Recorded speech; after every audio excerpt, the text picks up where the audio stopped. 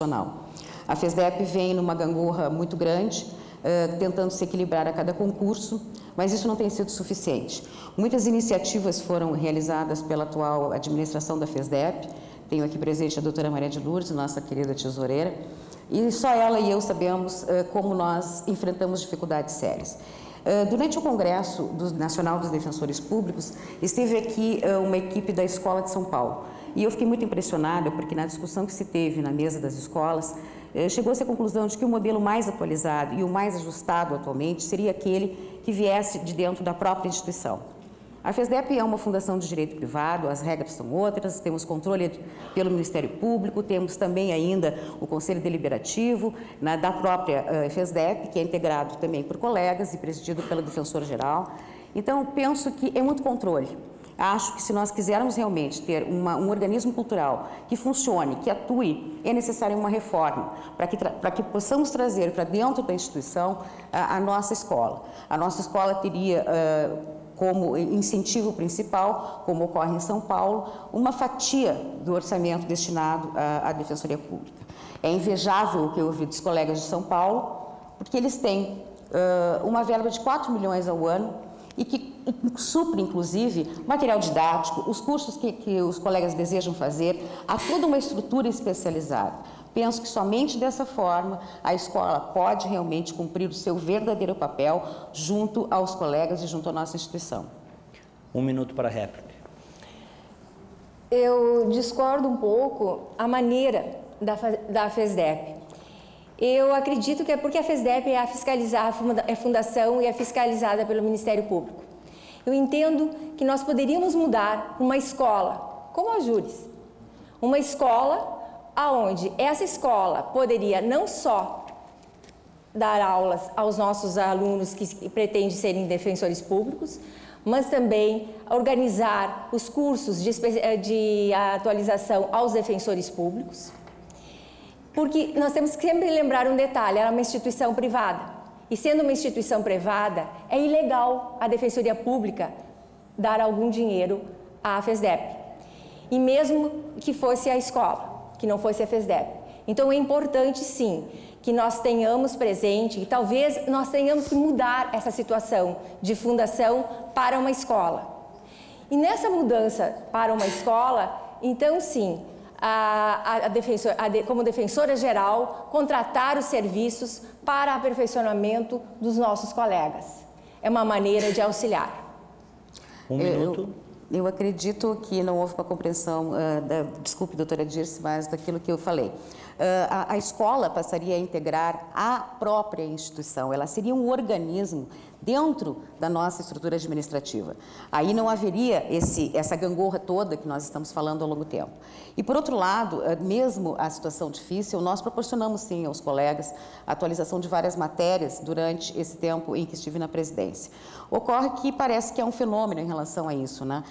A escola, na verdade, tem um certo abandono, e esse abandono vem não só do apoio institucional que deveria ser dado, como também um certo descaso que veio acontecendo há muito tempo.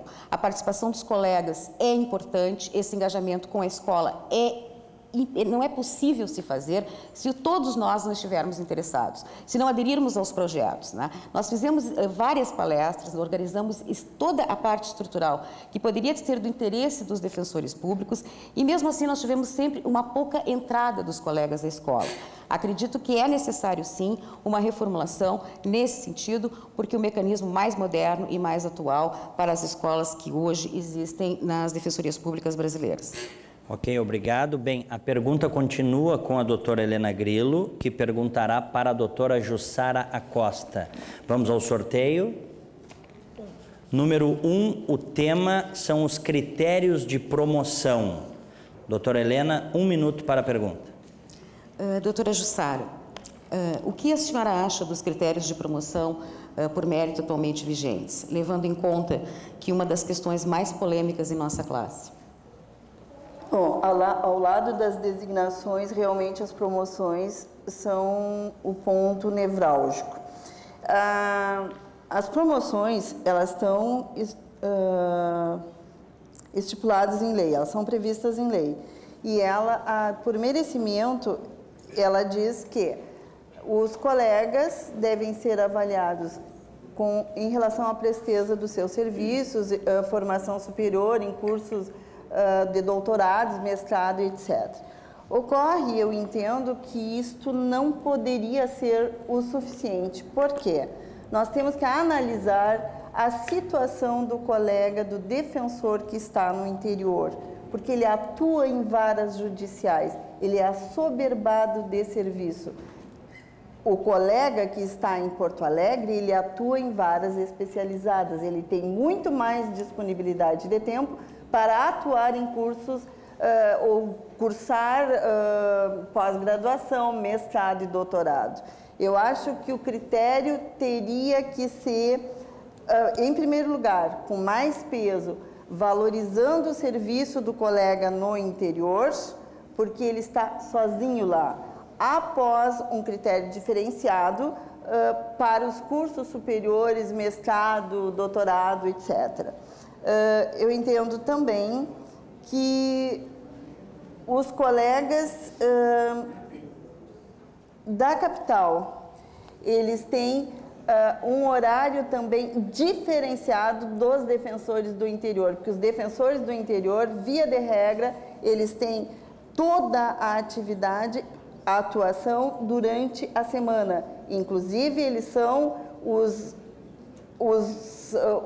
agentes burocráticos dentro da defensoria. Eles fazem, além das suas atividades, eles têm as suas atividades, eles têm outras paralelas, como contratar empregado, faxineiro, verificar telefone, luz. Isso é o nosso quadro, geralmente é assim. Eu acho que tem que ser valorizado mais o critério do trabalho efetivamente realizado. Para a doutora Léa Casper, vamos ao sorteio da pergunta. 4. Número 4, resolução CSDPE 01/2010. Doutor Marcelo, 1 minuto para a pergunta. Tive sorte agora porque esse é o tema mais urgente e mais polêmico, creio eu. De novo, faço o mesmo questionamento. Qual é a dificuldade de ouvir um defensor público?